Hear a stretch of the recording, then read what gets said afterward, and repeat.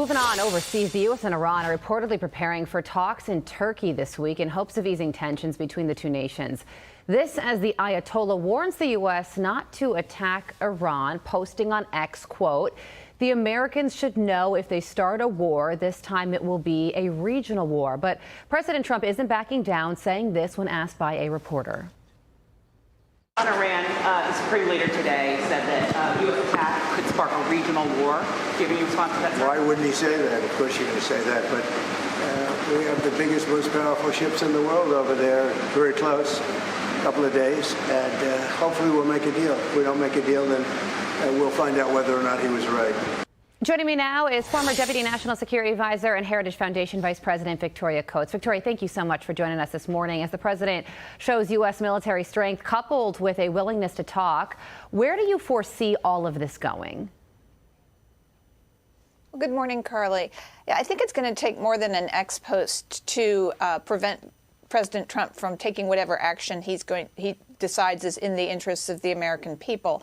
And so we'll see what happens in Turkey this week. Obviously, everyone would prefer diplomacy. This has been on offer for the Iranians for over a year now. They didn't have to have the 12-day war in June, which they lost by every conceivable metric, disastrously for them. And so if they're now in a condition where their economic mismanagement, the disaster that's going on in that country, is so severe that they're actually willing to make significant concessions to the United States, particularly on the nuclear file, there's no harm in having a discussion about that. No, there certainly wouldn't be. But the single most important condition in terms of negotiations for the United States would be for Iran to denuclearize and give up their nuclear weapons ambitions. But there are already images that show that Iran is already rebuilding those nuclear facilities that were bombed shortly after the 12-day war during Operation Midnight Hammer. So if that's the most important condition for the United States and it's a non-starter for Iran, I mean, does that only leave military action being taken? Well, it's hard to see a different path. But again, I think we're in a different place than we were in June. I think the Iranians thought when President Trump came back in that he was somehow, so eager to get a deal that he would put up with all of their nonsense, their endless sort of tergiversations. They're trying to play for time, and all the while they were going for a nuclear weapon.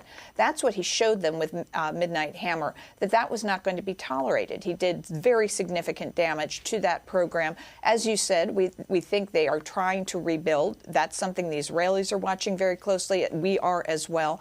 If that's the case, and we can get to a verifiable deal, that they give that up because they think that their survival is at risk now, then, as I said, that's fine. But at the same time, we now have a president, Carly, who has demonstrated not just through Midnight Hammer, but also through absolute resolve, the action against Maduro in Venezuela, that he is willing to use American strength when it is necessary, particularly in a targeted way that changes the conditions on the battlefield.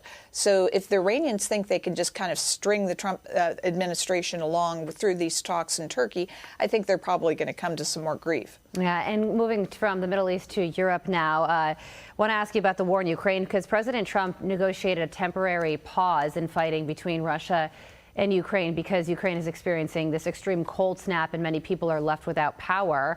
But Vladimir Putin just violated that in a drone strike, killing 15 people. There were energy workers, off-duty miners. So how should the president respond to this, the violation of what he had negotiated?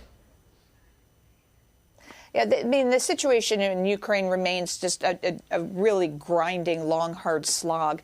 And I think we saw some positive steps in terms of the trilateral talks that took place. Hopefully there'll be another round of those to come up. There was sort of a surprise meeting between Steve Witkoff and some Russian officials in Florida over the weekend. So hopefully everyone is still talking. It's always unfortunate that we're dealing with Vladimir Putin, who has no compunction about taking human life, civilians, as just happened in that terrible strike in eastern Ukraine. So hopefully this is 2 steps forward, 1 step back, and we can continue to make some incremental progress. Yeah, the latest rounds of talks between the U.S., Russia, and Ukraine are taking place later this week in Abu Dhabi.